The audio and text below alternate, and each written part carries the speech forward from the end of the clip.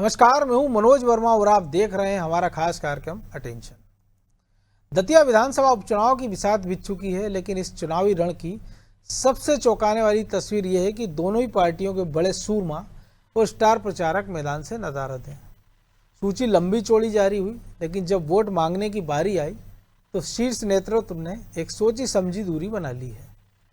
भाजपा ने यहाँ पूर्व मंत्री नरोत्तम मिश्रा की प्रतिष्ठा को दांव पर लगाकर आशुतोष तिवारी को उतारा है, तो कांग्रेस ने पूर्व राजघराने के चेहरे घनश्याम सिंह के दम पर अपनी जमीन मजबूत करने का प्रयास किया। लेकिन क्या यह शीर्ष नेतृत्व की कोई सोची समझी रणनीतिक दूरी है ताकि चुनाव को पूरी तरह लोकल रखा जा सके, या फिर पर्दे के पीछे भीतरघात और भीतर सुलगते असंतोष का डर है जिसने बड़े नेताओं के कदम रोक दिए हैं।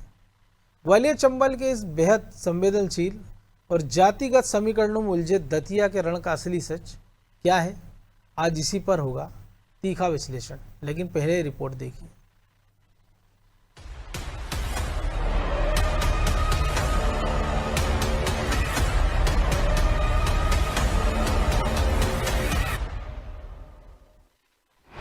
स्टार प्रचारकों की दूरी, इस दूरी के पीछे क्या मजबूरी?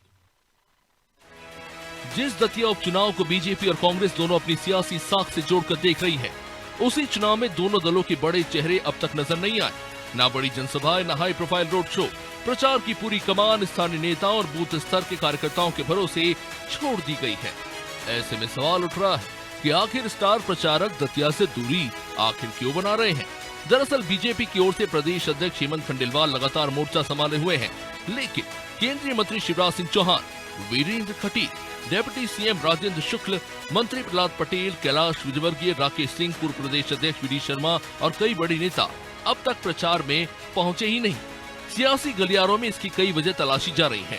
चर्चा ये भी है कि नरोत्तम मिश्रा को टिकट नहीं मिलने का असर चुनावी अभियान पर दिखाई दे रहा है, लिहाजा कांग्रेस तंज कस रही है कि बीजेपी ने हार मान ली है। यही कारण है कि बीजेपी के दर्जन भर स्टार प्रचारकों ने चुनाव से दूरी बना ली है। दतिया में उपचुनाव हो रहा है विधानसभा का, और ये चुनाव कांग्रेस वर्सेस भाजपा सरकार से हो रहा है। कांग्रेस बम्पर तरीके से जीत रही है, तो भाजपा ने वोटिंग से पहले ही हार स्वीकार कर ली। इनके 40 स्टार प्रचारक इन्होंने घोषित किए हैं और दर्जनों स्टार प्रचारक वहां जा ही नहीं रहे, पहले ही हार मान ली। कांग्रेस चाहे तो कहे, लेकिन कांग्रेस की स्थिति भी इससे अलग नहीं। दिग्विजय सिंह नामांकन के दौरान जरूर पहुंचे, लेकिन उसके बाद प्रचार से दूरी बनाए हुए हैं। कमलनाथ, अरुण यादव, कांतिलाल भूरिया, विवेक तनखा, आरिफ मसूद और प्रदेश प्रभारी हरीश चौधरी भी अब तक चुनावी मैदान में सक्रिय नजर नहीं आए। पूरे अभियान की जिम्मेदारी जीतू पटवारी और सारे नेताओं के कंधों पर छोड़ दी गई है, लिहाजा बीजेपी इस स्थिति को लेकर कांग्रेस को घेर रही है। दतिया में भारतीय जनता पार्टी प्रचंड बहुमत से जीत रही है और इसीलिए कांग्रेस के बड़े नेताओं ने दतिया चुनाव से दूरी बना ली, क्योंकि वो कांग्रेस की हार का ठीकरा अपने सर पर नहीं फोड़ना चाहे। अब सबसे बड़ा सवाल यही है कि जब दतिया का उपचुनाव दोनों दलों के लिए प्रतिष्ठा की लड़ाई है, तो फिर स्टार प्रचारकों की गैर मौजूदगी क्या सिर्फ रणनीति है, या फिर इसके पीछे राजनीतिक मजबूरियां छिपी हुई हैं? फिलहाल दतिया की चुनावी तस्वीर यही बता रही है कि इस बार लड़ाई चेहरों की नहीं, बल्कि संगठन और बूथ की है। ब्यूरो रिपोर्ट, अन्नादी टीवी।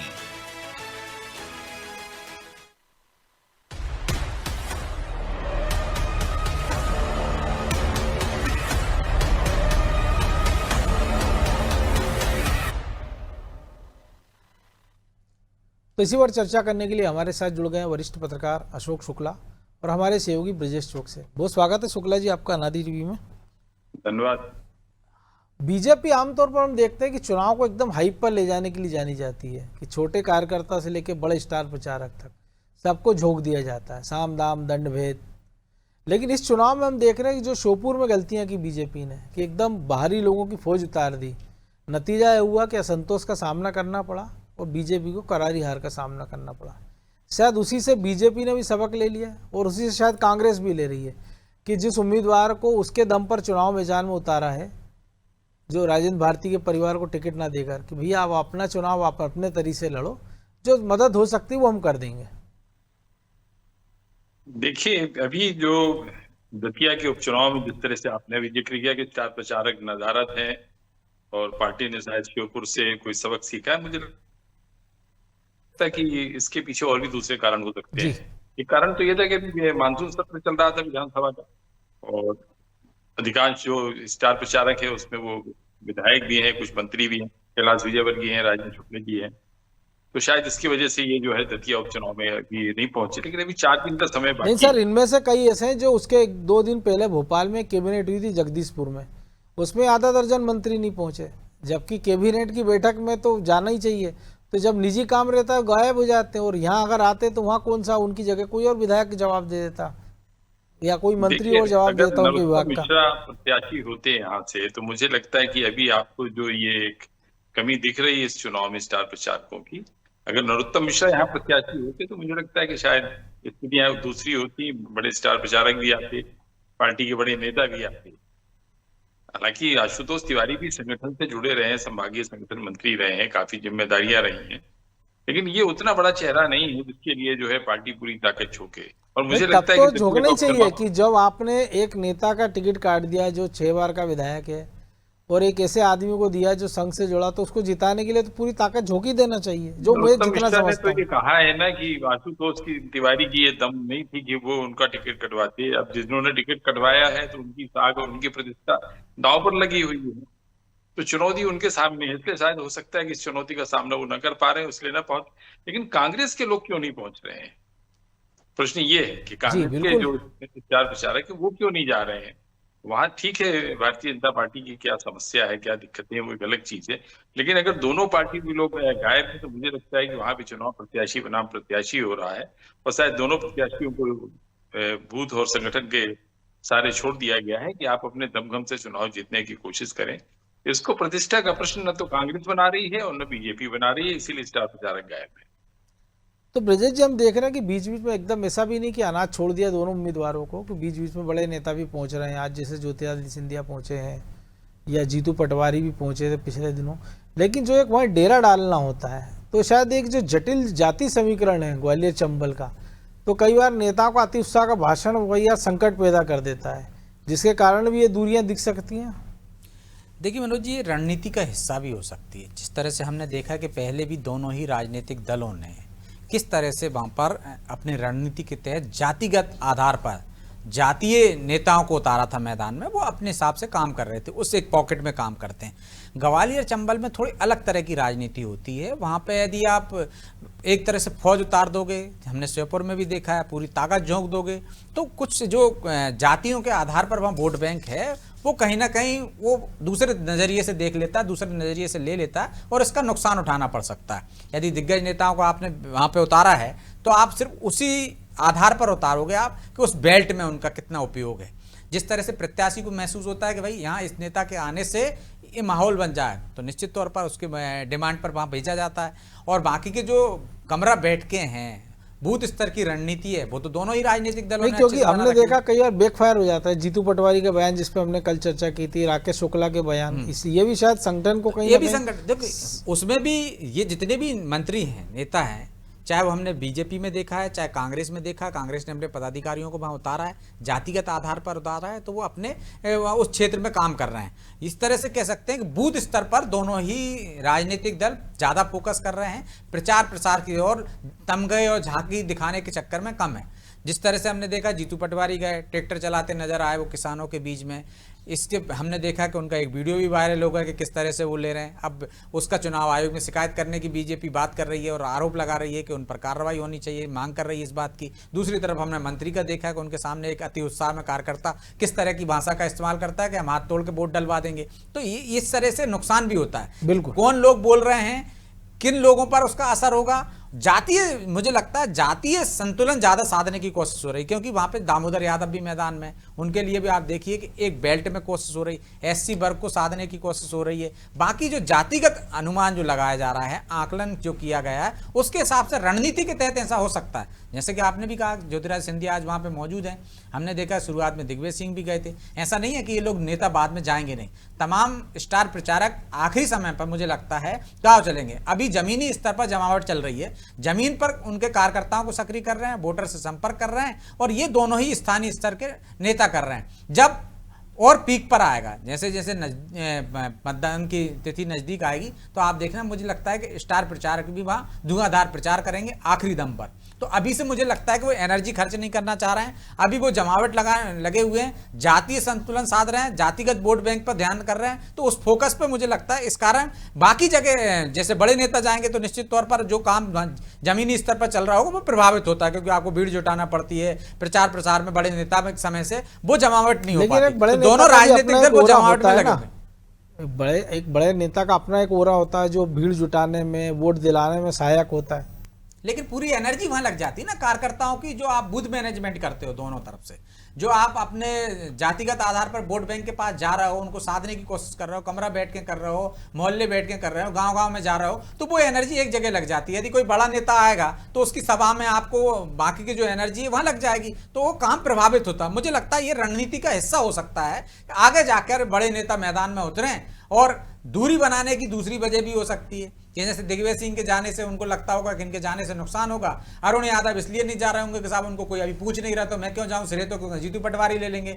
अजय सिंह राहुल भैया क्यों जाएं कि भैया मैं जहां जा रहा हूं मुझे काम दे नहीं रहे, वहां जाऊंगा तो मैं क्यों अपना काम करूं, सिरे तो कोई और ले जाएगा। तो एक वजह ये भी हो सकती है एक कि भाई हम क्यों जाके अपनी अलग से एक्स्ट्रा मेहनत करें, या तो आला कमान हमें महत्वपूर्ण समझता है, हमें जिम्मेदारी दे भाई, सिर्फ एक स्टार प्रचारकों में नाम देना वो तो एक सूची जाती है, अलग बात है 40 लोगों की, लेकिन आपको कितना महत्व मिल रहा है बड़े नेताओं को। यदि वो महत्व मिल रहा है, जो है यदि प्रत्याशी बुला रहा है, पार्टी जिम्मेदारी दे रही, तो निश्चित तौर पर जाएंगे। मुझे नहीं लगता कि पार्टी ने नेताओं से कहा हो कि आपको जाके फला फला दिन आपको कार्यक्रम बनाया हो और वो नहीं गए हों। ऐसा दोनों ही राजनीतिक दलों में होंगे। इस तरफ मुझे लगता है नरोत्तम मिश्रा पर ज्यादा दारोमदार है कि भैया आपको ही जिता कर लाना है, और जैसी जिम्मेदारी दी जाएगी, पार्टी बीजेपी में ऐसा होता है जिन नेता को कहा जाएगा निश्चित तौर पर वो वहां जाकर प्रचार करते नजर आएंगे।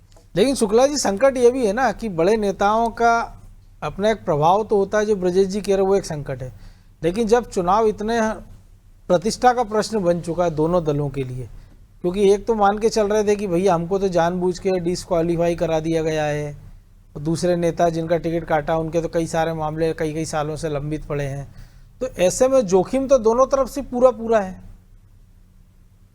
जोखिम है, ठीक है, चुनाव में निश्चित तौर पर ये नहीं कहा जा सकता है कि किसके पक्ष में जाएगा, लेकिन दतिया के उपचुनाव की अगर आप बात करें तो वहां पे एक बहुत दमदार प्रत्याशी थे नरोत्तम मिश्रा जी, और ये नरोत्तम मिश्रा शिवराज सरकार के कैबिनेट में थे, और अभी जितने भी जो मंत्री हैं जो नंबर 2 माने जाते थे उस समय, तो क्योंकि गृह मंत्री थे।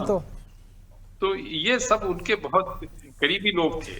अब करीबी लोगों के सामने ये भी संकट है कि जिस तरह से मंच से रोए नरोत्तम मिश्रा, और उनका रुदन देखने के बाद में क्या ये जाएं और वहां पे जो है प्रत्याशी के पक्ष में, तो हो सकता है कि मुझे इसका भी संकोच हो। लेकिन जो चुनावी रणनीति भारतीय जनता पार्टी की बनी रहती है, उसमें वहां का जो जिलाध्यक्ष होगा, जो चुनाव प्रभारी होगा, और जो प्रत्याशी होगा, वो जिस नेता की डिमांड करेगा उसको पार्टी वहां भेजेगी, और फिर वो मना करने की स्थिति में नहीं होगा, चाहे वो राजेश शुक्ला हो या कोई भी एक्सवाई जेड। जैसे आप कहते हैं सिंधिया गए, सिंधिया क्यों गए? जरूर उनको पार्टी ने कहा होगा कि आप वहां पे जाइए, दतिया उपचुनाव में आपकी जरूरत है। हालांकि दतिया राज परिवार का और सिंधिया राज परिवार का बहुत अच्छा संबंध है, और ये दोनों, तो अब सिंधिया पहुंचे हैं तो ये बड़ा आश्चर्यजनक है। सिंधिया के दबाव में गए मैं नहीं कह सकता हूँ, सिंधिया भी बच रहे थे कि उनको दतिया में न जाना पड़े, और इसीलिए जब ये नॉमिनेशन फाइल हुआ है तो सिंधिया नहीं पहुंचे थे। पार्टी के बाकी लोग तो थे, लेकिन सिंधिया जैसे बड़े नेता नहीं पहुंचे थे, जबकि ये उसी अंचल का मामला है। ये दतिया कोई ऐसा नहीं कि ग्वालियर संभाग से बाहर का है, लेकिन तो लगा हुआ ही है दतिया तो ग्वालियर से जी, मैंने कहा दतिया तो ग्वालियर से लगा हुआ ही है, उसी का हिस्सा ही माना जाता है, जो आप भी कह रहे हैं। मैं कह रहा हूँ सिंधिया के प्रभाव वाला ही क्षेत्र है ये, तो सिंधिया खैर वहां पहुंची थी। लेकिन कांग्रेस के लोगों के बारे में जैसा भी ब्रजेश जी बता रहे थे कि राहुल श्रेय ले जाएंगे, कोई और दूसरा श्रेय ले जाएगा, या जीतू को श्रेय मिल जाएगा, राहुल को श्रेय नहीं मिलेगा। तो कांग्रेस में ये स्थिति हो सकती है, इसलिए पार्टी के लोग वहां पे दूरी बनाए हों कि जीतू अपना दमखम दिखाएं, और अगर वो प्रदेश अध्यक्ष है, सब कुछ उन्हीं के सहारे पे हो रहा है, तो फिर वो चुनाव में जिता कर लाए। तो कांग्रेसियों की फूट तो समझ में आती है, लेकिन अभी मुझे लगता है कि भारतीय जनता पार्टी के पास में 4 दिन का समय है, और वहां पर 28 तक चुनाव प्रचार होंगे, और इन 3-4 दिनों में वो पूरी ताकत झोंकेगी और बड़ी लीडरशिप भी वहां पहुंचेगी। लेकिन ब्रजेश जी, कई बार हम देखते हैं कि किसी एक बड़े नेता का नाम अगर स्टार प्रचारक की लिस्ट में ना हो तो बड़ी सुर्खियां बनती है, या ये सुर्खियां भी हमने तो देखी हैं कि जब सिंधिया बीजेपी में गए कि साहब उनका नाम तो 13वें नंबर पे है, 15वें नंबर पे है, ये भी खबर बन जाती है, ये भी चर्चा का विषय हो जाता है। आज भी कांग्रेसी उठाते हैं कि बिल्कुल तीसरी लाइन में बैठे तीसरी लाइन में बैठे हैं। लेकिन इस पूरे इसमें देख रहे हैं जो स्टार प्रचारक है, या तो दोनों पार्टियों ने खाना पूर्ति कर दी कि भाई ये 40 नाम देना है, तो हमने 40 नाम दे दिए, लेकिन खुदा न खास्ता अगर इनमें से किसी एक का नाम कट जाता है तो वो वैसा रूठता है कि जैसे 25,000 वोट वो इसकी जेब में रखे, और उसका नाम अगर होता तो उसके कहने से 25,000, 30,000, 40,000 वोट मिल जाते। लेकिन जब प्रचार की बारी आती है तो या तो उसको नज़रअंदाज कर देता, प्रत्याशी कर देता है, या आला कमान कर देता है, या वो खुद दूरी बना लेता है। देखिए मनोज जी, 40 लोगों की जो सूची वो तो एक परंपरा नहीं है कि आपकी मजबूरी भी है कि आपको देना है। निश्चित तौर पर यदि उसमें किसी का नाम छूट जाता है तो वो नाराजगी जाहिर करता है, या उसको ऐसा लगता है कि मेरी उपयोगिता ही नहीं है पार्टी में। ऐसा करता है कि मेरे कारण आप ये चुनाव जीत जाते हैं। अब स्टार प्रचारकों में सूची आ जाती है तो वो कहता है नहीं, मैं भी उन 40 महत्वपूर्ण लोगों में हूँ कि भाई मेरी वजह से वोट किसी लोगों को दिला सकता हूँ, मैं पार्टी के काम आ जाता हूँ। वो एक अलग चीज़ है। स्टार प्रचारकों की सूची अलग चीज़ है और काम लेना अलग चीज़ है। पार्टी को लगता है कि उपयोगी है तो उसका उपयोग करती है। बीजेपी में तो हमने ये देखा, जिस जिसकी उपयोगिता लगेगी जाएगा। निश्चित तौर पर ये हो सकता है कई बार कि आदमी मना ऐसे नहीं करता है, उसके कार्यक्रम होंगे, वो फंस जाएगा तो कहेगा अगले दिन रख लीजिए। बीजेपी में कोई कार्य यदि शिवराज सिंह चौहान हो चाहे सिंधिया हो, पार्टी ने कह दिया कि आपको फला दिन प्रचार करने जाना है, आपकी जरूरत है, तो मुझे नहीं लगता कोई इंकार करने वाला होगा वहां बिल्कुल। लेकिन चूंकि अभी इतना हाइप नहीं ले पाया ये चुनाव, नरोत्तम मिश्रा होते तो कुछ और मतलब वहां पे उस चुनाव को और ज्यादा वो मिलता, महत्व मिलता, या उतनी कांटे की टक्कर होती। अब लो प्रोफाइल लोग हैं दोनों तरफ से, एक वो राज परिवार से जरूर आते हैं लेकिन वो लो प्रोफाइल ही नेता है, हाई फाई नहीं है। दूसरी तरफ भी लो प्रोफाइल है, तो ये लो प्रोफाइल चुनाव चल रहा है, तो दोनों ने ही अपना आकलन कर लिया होगा। और जनता तो वो चीज हाई प्रोफाइल राजघराने से आने वाले सिंधिया को अभी हारते देखा हमने एक साधारण कार्यकर्ता से। तो आप देखिए, जब जिस स्तर पर चुनाव चल रहा है उसको उतनी उस हिसाब से हाइप नहीं मिल पाई कि दिग्गज पहुंच रहे हों, प्रचार अभियान में लगे हों और उस हिसाब से साध रहे हों। लेकिन जो मैंने पहले भी कहा, हर जाति के हिसाब से हर मंत्री को, हर पदाधिकारी को दोनों ही दलों ने ड्यूटी लगाई है। लेकिन यहाँ पे कई बार क्या होता है कि बड़े नेता नहीं गए तो ज्यादा हाइप नहीं मिला, तो हार जीत का श्रेय का भी ज्यादा नहीं होगा। जो समस्या वहां है इस तरह से कांग्रेस में है कि श्रेय तो सिर्फ जीतू पटवारी को मिलेगा और किसी को मिलना नहीं है। टिकट आप दिला रहे हैं, सब कुछ आप दिला रहा हो, तो श्रेय भी आप लीजिए, यश भी आपका, अपयश भी। लेकिन बीजेपी में संगठन पर भी जाएगा, सरकार पर भी जाएगा, तो आप देखिए दोनों तरफ से सरकार देखिए वो भी मेहनत कर रहे हैं। बाकी के नेता हो सकते हैं उतनी रुचि नहीं ले रहे हों क्योंकि उनका महत्व भी संगठन में उतना ही कमजोर हो गया है ना, तो संगठन को लग रहा होगा कि ज्यादा हाइप क्यों दें, यदि बाद में कोई नुकसान हुआ तो भाई पूरी ताकत झोंक दी थी, सारे दिग्गजों को आपने उतार दिया था और इसके बाद आपका ये नतीजा है, तो वहां भी एक हो सकता है बचकर चल रहा है। पूरे चुनाव में एक दिलचस्प चीज भी हम देख रहे हैं कि नरोत्तम का बयान भी सार्वजनिक होता है कि आशुतोष की इतनी हैसियत नहीं है कि ये मेरा टिकट कटा सके, जिन्होंने कटाया उनसे बात कर लूंगा। और एक अवधेश नायक के टिकट के बारे में मंच से दिग्विजय सिंह कहते हैं कि हाँ मैंने उसका टिकट कटवा दिया है। तो ये भी एक डर सता रहा होगा दोनों दलों के नेताओं में। और आप देखिए राजेंद्र भारती कहाँ है इस चुनाव में, जो जिनका टिकट परिवार को देने की बात हो रही, जिन्होंने खुद कहा था मेरे को, मैं जिसके लिए काम करूंगा, वो भी कहीं ना कहीं नाराज हैं। तो राजनीतिक दल उनको, उन सब तमाम लोगों को मनाने में लगे हुए हैं। आप देखिए यदि अवधेश नायक आ गए हैं मैदान में, वो सोच रहे होंगे, हो सकता है इस आधार पर आ गए होंगे भाई 2.5 साल का तो मामला है, अगली बार उनको आश्वासन मिल गया होगा, अगली बार टिकट आपको ही मिल जाएगा।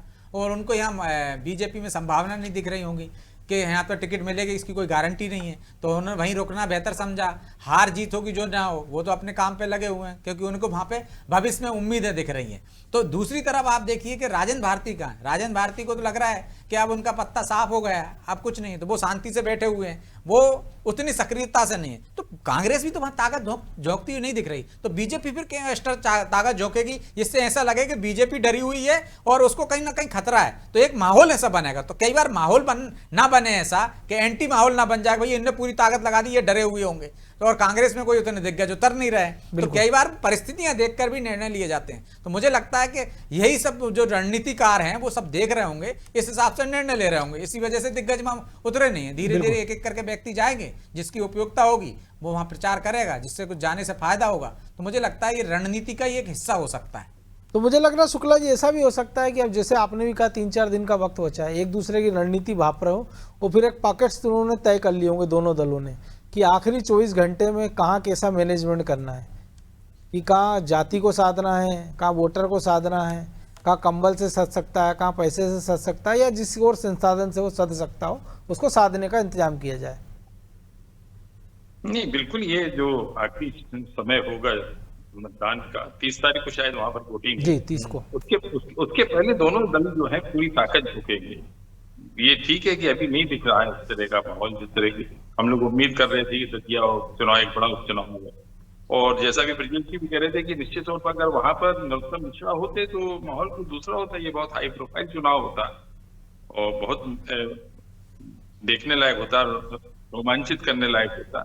लेकिन अब लो प्रोफाइल चुनाव है, इसके बावजूद चूंकि सरकार की प्रतिष्ठा भाई दोनों पहलू थे। अगर नरोत्तम होते तो लोगों के दिमाग में था यार इनको तो टिकट मिलना था और ये तो जीत भी जाएंगे, तो शायद उतनी दिलचस्पी भी ना होती। ये भी हो सकता था। और मनोज जी एक चीज और है, केवल स्टार प्रचारकों के आने से कोई चुनाव नहीं जीता जा सकता है। हम लोगों ने देखा है। अभी आप श्योपुर का जिक्र कर रहे थे, मैं आपको चित्रकूट का बताता हूँ। चित्रकूट में शिवराज जी ने 3 दिन जो है कैंप लगा के वहां पे रुके थे, बिल्कुल, लेकिन इसके बावजूद हार गए थे। राम वनपथ गमन की घोषणा चित्रकूट से हमने मुंगावली अशोकनगर देखा कि आपने चुनाव जीतने के लिए 3 मंत्री बनाए उस समय, लेकिन उसके बाद दोनों चुनाव हार गए थे शिवराज जी के समय। आप हार गए, तो ये कोई बड़ी चीज नहीं है। वहां पे देखना ये कि मतदाताओं को प्रभावित कैसे किया जा सकता है। हो सकता है ये गुपचुप तरीके से इसकी रणनीति वहां पर बनी हो, कार्यकर्ता जा रहे हो, मतदाताओं से डोर टू डोर संपर्क कर रहे हो, और जैसा चुनाव में चलता है धनबल का भी उपयोग होता है। हो सकता है कि इसका उपयोग गुपचुप तरीके से सारे बल उसमें दिख जाते हैं फिर से। जी जितने तरह के बल होते हैं चुनाव में तो सारे जरूरी होते हैं। और अभी बीजेपी के सामने एक बड़ी चुनौती दिल्ली का वो धरना प्रदर्शन है। इसकी बड़ी लीडरशिप अगर वहां पहुंचेगी तो हो सकता है कि इनका घेराव ना हो जाए वहां पर। अभी मध्य प्रदेश में भी शुरू हो गया है वो। हाँ, जो यूथ है वो कम से कम बैकफायर ना कर जाए कि हाँ, इन चैम पर। तो इस वजह से भी मुझे लगता है कि बड़ी लीडरशिप वहां पर जाने से हिचक गई। जी चलिए, वक्त इतना ही था। बहुत धन्यवाद शुक्ला जी आपका। तो दतिया के इस दंगल ने एक बात तो साफ कर दी है कि सियासत में कभी कभी दूरी भी एक बड़ी रणनीति होती है, चाहे वो अपनों की नाराजगी का डर हो, भीतरघात की आशंका हो, या फिर चुनाव को पूरी तरह लोकल रखने की मजबूरी। दोनों ही दलों के सूरमाए ने फिलहाल दतिया से तौबा कर रखी है, लेकिन जनता है वो सब देख रही है कि पोस्टर के स्टार भले ही गायब हों, पर जमीन पर असली परीक्षा स्थानीय चेहरों की साख और जातिगत गोटियों की है। अब देखना दिलचस्प होगा कि दिग्गजों की ये दूरी किस दल के लिए मजबूरी बनती है और किसके लिए जीत की कुंजी। आज के अटेंशन में बस इतना ही। देश दुनिया की तमाम खबरों के लिए बने रहिए हमारे साथ। नमस्कार।